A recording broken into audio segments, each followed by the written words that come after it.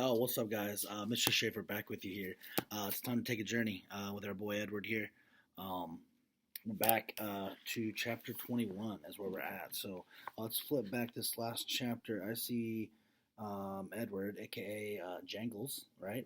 Jangles is hanging from some strings here as a little marionette or a little puppet dancing rabbit, right?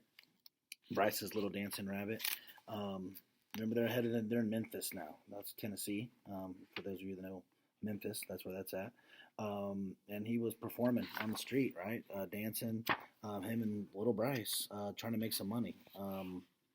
They had just left their home. Remember, Sarah Ruth has died, and yeah, really sad, right? Um, so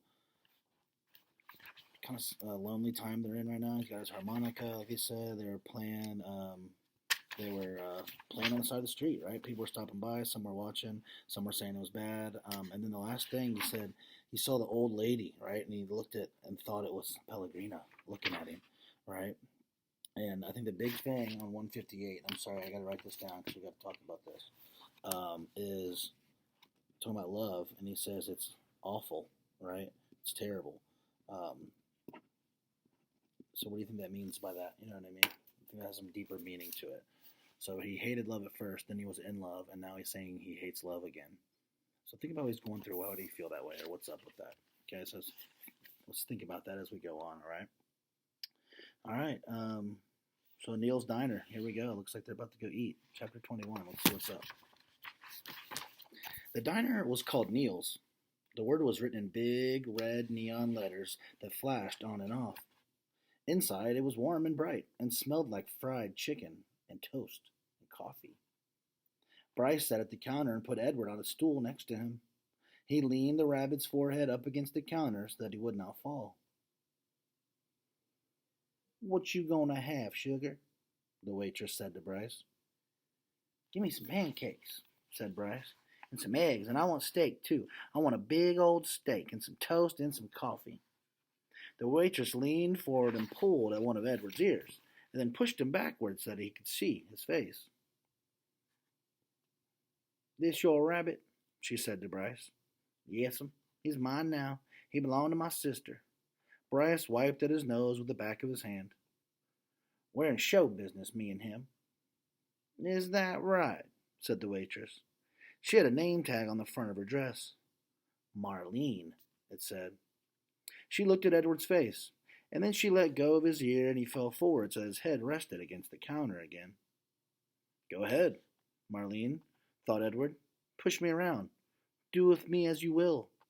What does it matter? I am broken. Broken." The food came, and Bryce ate all of it without even looking up from his plate. "Well, you was hungry for sure," said Marlene as she cleared away the plates. "I reckon show business is hard work." "Yes'm," said Bryce. Marlene tucked the check under the coffee cup. Bryce picked it up and looked at it, and then shook his head. "I ain't got enough," he said to Edward. "Ma'am," he said to Marlene when she came back and filled up his coffee cup. "I ain't got enough." "What, sugar?" "I ain't got enough money." She stopped pouring the coffee and looked at him. "You're going to have to talk to Neil about that." Neil, it turned out, was both the owner and the cook. He was a large, red-haired, red-faced man who came out of the kitchen holding a spatula in one hand. "You came in here hungry, right?" he said to Bryce. "Yes, sir," said Bryce. He wiped his nose with the back of his hand. "And you ordered some food and I cooked it, and Marlene brought it to you, right?" "I reckon," said Bryce. "You reckon?" said Neil. He brought the spatula down on the countertop with a thwack. Bryce jumped. "Yes, sir. No, sir." "I cooked it for you," said Neil. "Yes, sir," said Bryce. He picked up Edward off the stool and held him close. Everyone in the diner had stopped eating.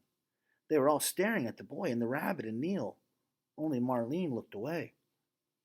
"You ordered it, I cooked it. Marlene served it. You ate it. Now, said Neil, I want my money. He tapped the spatula lightly on the counter. Bryce cleared his throat. You ever seen a rabbit dance? He said. How's that? Said Neil. You ever before in your life seen a rabbit dance? Bryce set Edward on the floor and started pulling the strings attached to his feet, making him do a slow shuffle. He put his harmonica in his mouth and played a sad song that went along with the dance. Somebody laughed. Bryce took the harmonica out of his mouth and he said, He could dance some more if you want him to. He could dance to pay for what I ate. Neil stared at Bryce, and then without warning, he reached down and grabbed a hold of Edward. This is what I think of dancing rabbits, said Neil, and he swung Edward by the feet, swung him so that his head hit the edge of the counter hard. There was a loud crack. Bryce screamed, and the world, Edward's world, went black. That's the end of the chapter. Dude just got cracked open by a restaurant owner. All right. Should we read more? No. It's chapter 22. How long is it? Let's see. Oh, it's not bad. Want to try 22? All right. This is looks like the cover. Look at this. Let's see what's up. It was dusk, and Edwards was walking down a sidewalk. He was walking on his own, putting one foot in front of the other without any assistance from anybody. He was wearing a fine suit made of red silk. He walked down the sidewalk, and then he turned onto a path that led up to a house with lighted windows. I know this house, thought Edward. This is Abeline's house. I'm on Egypt Street. Lucy came running out of the front door of the house, barking and jumping and wagging her tail. Down, girl, said a deep, gruff voice. Edward looked up, and there was Bull, standing at the door. Hello, Malone, said Bull. Hello, good old Rabbit Pie. We've been waiting for you. Bull swung the door wide, and Edward walked inside. Abilene was there, and Nellie and Lawrence and Bryce. Susanna?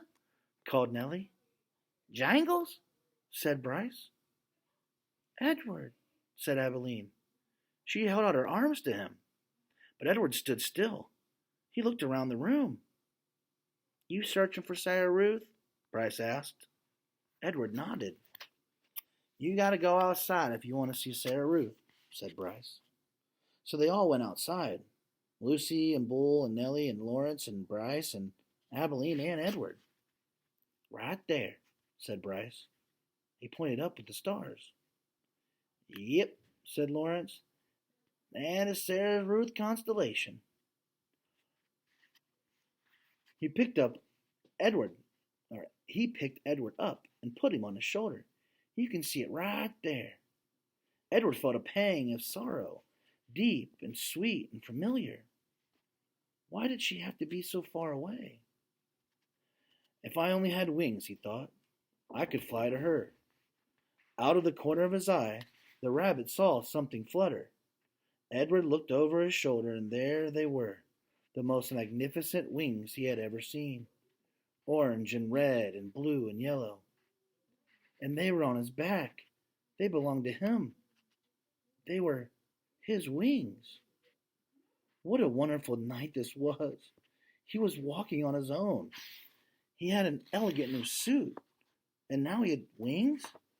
He could fly anywhere, do anything. Why had he never realized it before? His heart soared inside of him. He spread his wings and flew off Lawrence's shoulders, out of his hands and up into the nighttime sky, toward the stars, toward Sarah Ruth. No, shouted Abilene. Catch him, said Bryce. Edward flew higher. Lucy barked. Malone, shouted Bull. And with a terrific lunge, he grabbed hold of Edward's feet and pulled him out of the sky and wrestled him to the earth. You can't go yet, said Bull. Stay with us, said Abilene. Edward beat his wings, but it was no use. Bull held him firmly to the ground. Stay with us, repeated Abilene. Edward started to cry. I couldn't stand to lose you again, said Nellie. Neither could I, said Abilene. It would break my heart. Lucy bent her face to Edward's. She licked his tears away.